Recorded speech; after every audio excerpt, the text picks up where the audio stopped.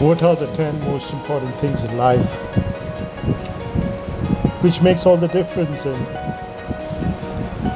a person who is successful in the true sense of the word and a person who is successful in the worldly sense? In terms of the creation of the universe, in terms of the creation of our earth, in terms of the life-sustaining forces which sustained our earth yesterday, today, and will sustain our earth tomorrow. As an individual on earth, how do you measure the end day of your life? Was it successful? Was your life successful, or was it a complete failure? Or was it something in the middle? So what are the 10 most important things in life which is useful to the creation of the universe, the creation of our earth, brings meaning today with all life forms on earth, as well as has meaning in the yesterday, and also will have meaning in the future? And what are the 10 things which we would say is a failure? So let's say, first, the 10 most important things which makes a life a failure. One of the first and foremost things is living a life with jealousy is prone to make your life a failure. There is no two ways about it. Jealousy is a word associated with complete failure in life. It's when you forget about your natural qualities, you forget about what you can achieve by yourself. You're focused on someone else or someone else's life or anyone whom the world projects at you through entertainment, to television, to news, to channels. So when you are focused your life on trying to get something else which someone else has in terms of what the world has projected at you, your life is a failure in every sense, because jealousy is another term by which you're driven by your carnal instincts not to progress your life but to destroy your life by projecting someone else's life as your end goal, or some other societies or some other form. So your life is deemed to be a failure because once the energy of jealousy takes over, it completely destroys a person. So one of the first most important parts is to understand yourself, grow your energies, grow your talents, grow your abilities, and find that niche within the world where your abilities are wanted by people. When you have some ability which someone else cannot do, even in a small measure, people will chase you, money will chase you. You're no longer trying to run behind money. And the first and foremost problem of most people, of every person who is a failure in life, is because they're running behind material things. They're running behind money, and that is prone to be a failure.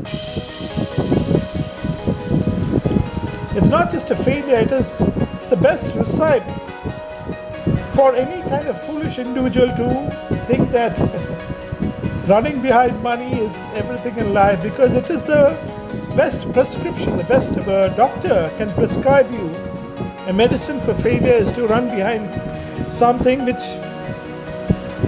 all your energy, and that's the best prescription a doctor can give you. And many people in our world, in our earth, has been trapped in such a kind of thinking because the media, all kinds of messages which is being transmitted is telling people to run behind something, is projecting other people's lives as the best example. As I said, and as we have had examples of some of the biggest stars, some of them suicide, many of them are not very happy in life, but still People are trying to ape their kind of life and project their life as success. One of the foremost understandings of humans is to understand that once you achieve certain skills in life, you enhance those skills, money will come to you. And when you have enough of that money, you should stop trying to make more money, That's the time when wealth will come to you. When you focus on the purpose of what your talent is, when you focus on the purpose of doing something, contributing to the society in terms of the future, that's when your life and worth will be blessed. Otherwise, you're living on a lie. You're living as a failure in life. We are doing that. And the world is projecting it to us every day through television, through media, through everything that we see. And that is the best way to keep people in poverty, to get, if 20% of the world have all the riches of the world, just like the stock markets, they will drive people to run behind something. And the more they run behind something, the money comes back to them, just like it happens in the stock markets. So, any kind of person with some kind of sense must understand that running behind material and keeping money as the focus in life is doomed to be a failure in life. Because as we mentioned before, money is a form of energy. And if that energy is not focused through a purpose, a clear purpose in terms of the universal energies, that same energy will turn to your own destruction, because it is the worst kind of master, If you do not have a clear purpose in terms of the earthly energies, it will turn to the energy of turmoil, which will destroy your own life. That's how energies work. So the first thing is to find the real purpose of your life. So I think in our talk here, we have already covered around five most important things. One is to find a purpose, stop running behind money, get your mind clear in having a goal in life in terms of being one with the energies of earth. If you have any other kind of goal which is with the energy of turmoil, it will affect you, because that's again the way the energy. When you're working with the energy of a hurricane or a turmoil energy, the more you're focused with the center, the more you get into the turmoil. Your life itself turns into a complete failure on the last day, and also during the process, as you see, as any of the underworld dons, the criminals, I wouldn't blame them, because at the end of the day, they have understood a way of life which is being projected at them, and that is not the truth of the matter, right? If they have understood the truth of the matter, they would have been someone like the greatest of mafias would have been the best industrialists. They would have been the best corporate leaders, because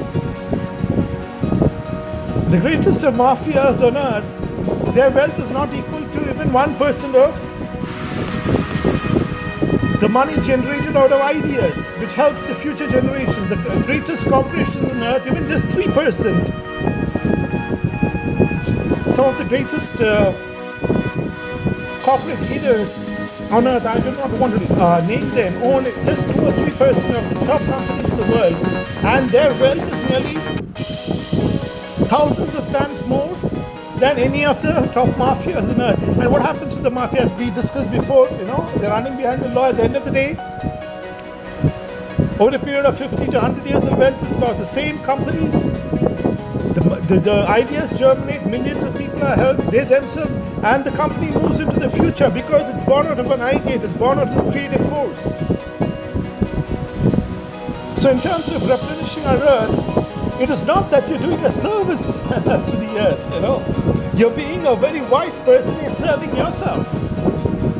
You're serving yourself with the right kind of knowledge.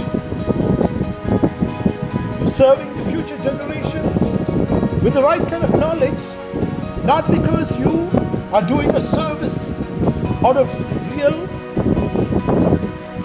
turmoil or with a lot of hardship. You're working smart with the energies of the earth. You're working for the future, and you're working on ideas.